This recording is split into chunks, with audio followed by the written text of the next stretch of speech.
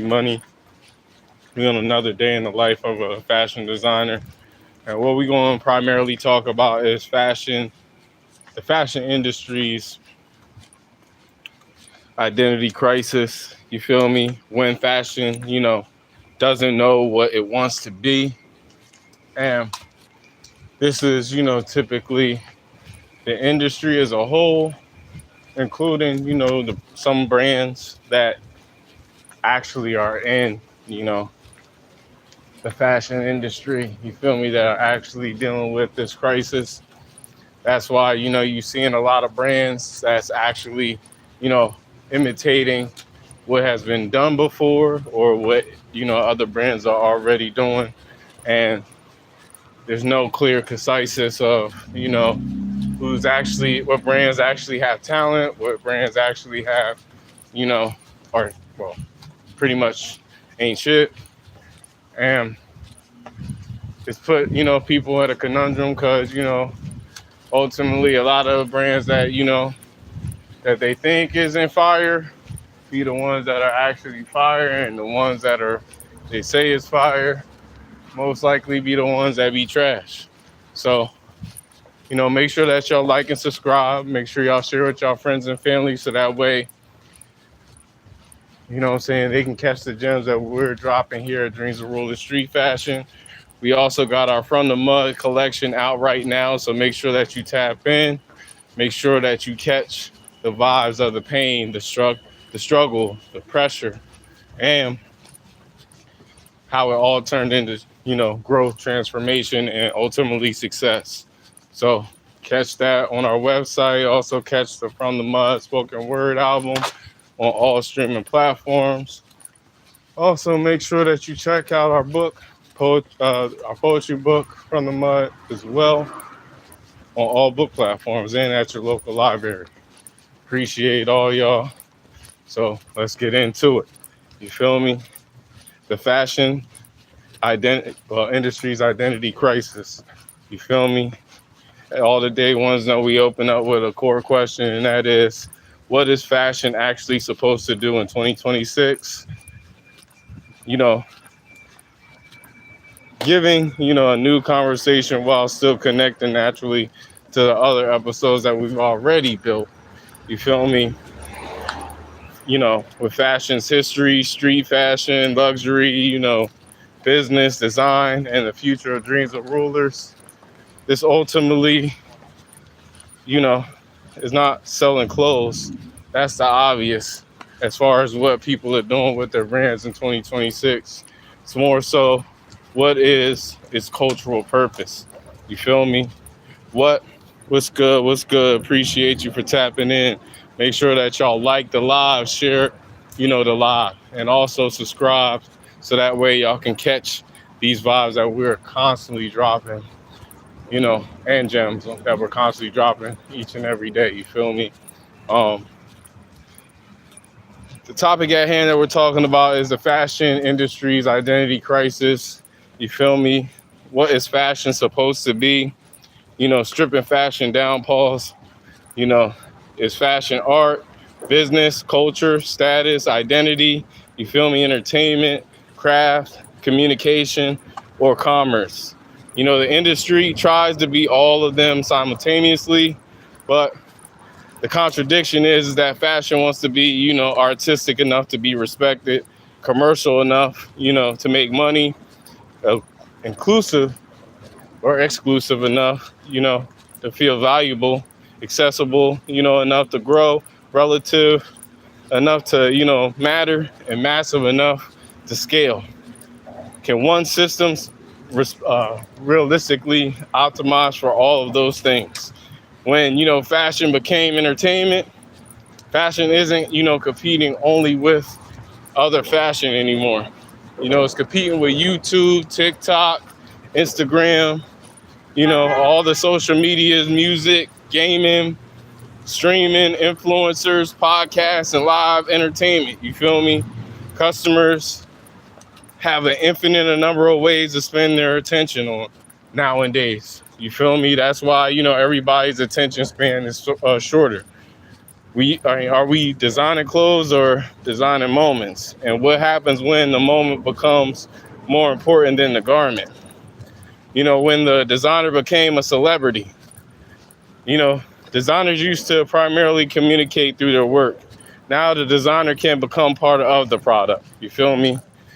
People, follow their lifestyles, opinions, relationships. You feel me? They, what they do in and outside of the studio, primarily, their character and their personal life. So it's not necessarily a bad thing, but it also creates a new tension. Does the audience want the designer or do they want the clothes? You feel me? And can a fashion house survive if its identity depends entirely on one personality? That's a key thing. What's good? What's good, Maxim? Appreciate you for tapping in on the live.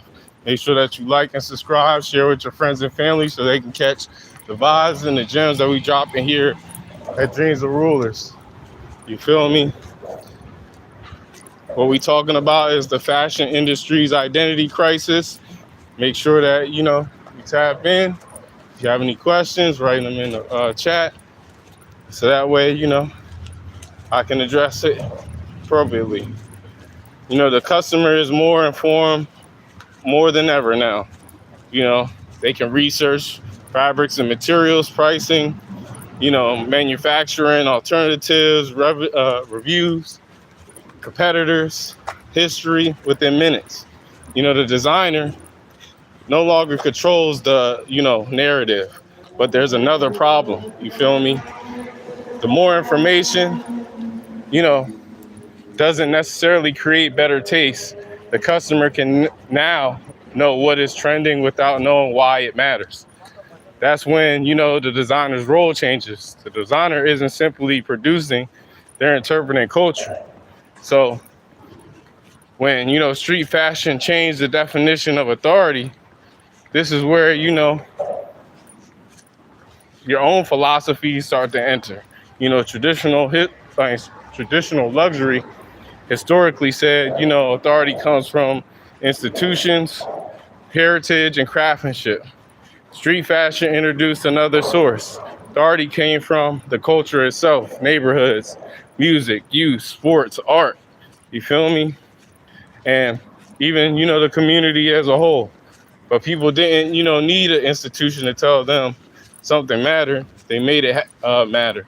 Then the luxury, industry noticed. And that's part of the reason the relationship between street luxury became so important for us here at Dreams of Rulers and building a fashion house around that philosophy. Because it's all around us, whether, it be in a garment or within, the modes of our day-to-day life. You feel me? We all see the repercussions of, street and luxury and how they combined at times. So, the problem with the word luxury, what actually makes something luxury? Is it price, materials, craftsmanship, scarcity, heritage, service, exclusivity, culture, importance? If a $2,000 garment is poorly designed, is it luxury? If a $200 garment is extraordinarily well designed and constructed, it's automatically not luxury. And this gives you room to challenge the assumptions behind the category itself. You feel me? Because personally, a lot of these garments that you paying 3, 5, 20 grand for ain't shit. And that's just the honest to God truth. But, a lot of y'all claim to be fashion enthusiasts, but don't even know materials, fabrics, and where they come from. You feel me? Like, this is the same shit you could grow in your backyard, refine, and then make clothes yourself. Like, that's something that a lot of people don't understand about the things that we take part in, the things that we consume, and the things that, we use. A lot of these things can be reproduced by ourselves. We just are too lazy to do so. too ignorant to do so as well. So, ultimately, you got to really think about, okay, if I actually had the talent, what I'm saying, to put this outfit together, and I had the same amount of resources, same amount of dollars, as these corporations to make this one shirt, and then I put a price tag on it at this price, does it equal out to be what they are charging? You feel me? Is it durable? Is it a piece that impacts my life in some way, shape, or form in a positive light? Does it align with my philosophies, values, principles? You feel me? Ultimately, is this going to help me feel good, look good, and do good? Those are the three things that I look at every time I get ready to buy something. You feel me? Is this going to make me feel good, look good, and ultimately do good? And if a piece can't do that for me, this is where, brands that incorporate meaning and impact, align. This is where street luxury actually fits, because Dreams of Rulers, is not as, here's what street fashion or street luxury looks like. We already established that. So instead of asking, why does street luxury need to exist at all? Perhaps, the older categories didn't completely describe the contemporary fashion consumer. You feel me? The cultural foundation can be the street, the design standards can be elevated, the ambition can be, institutional, the distribution can be modern, the philosophy can be, independent, and that's the experiment of street luxury. You feel me? What should, fashion become? What should fashion ultimately prioritize? Better products instead of more products? Distinct designers instead of endless brands? Long-term houses instead of, short-term drops? Culture instead of manufacturing hype? Craft instead of superficial signals of quality? Ideas instead of constant novelty? Community instead of simply audience size? Y'all gotta challenge yourselves. If I know what's wrong with the system, what am I actually willing to build differently? You feel me? The Dreams of Rulers test. Dreams of Rulers doesn't have to solve fashion, and that's not ultimately what we're here for. What do I believe fashion should become, and can the work prove it? Not through a manifesto, through the clothes, the collection, the business, you feel me? The decisions, the media, and, ultimately through the years. Maybe fashion's biggest problem isn't that, it doesn't know how to make clothes. It knows how to make clothes better, faster, and cheaper than almost any generation before us. Maybe the problem is that it doesn't know how all the production is supposed to mean anything. We've turned fashion into business, entertainment, status, content, culture, and commerce, and somehow we're still asking what fashion is. That's the opportunity. I don't need to wait for the fashion industry to answer that question, because ultimately, they're not doing it for Dreams of Rulers, and they're not doing it for, fashion in general. So I have to, answer it through the work. If street luxury is going to mean something, the garments have to prove it. If Dreams of Rulers is going to, become a fashion house, the body of work has to prove it. And if I believe fashion can become something different, eventually I have to stop, talking about the possibilities and start building the evidence. And that's how I look at everything. If you could rebuild fashion from the ground up today, what would you keep and what would you destroy? Honestly,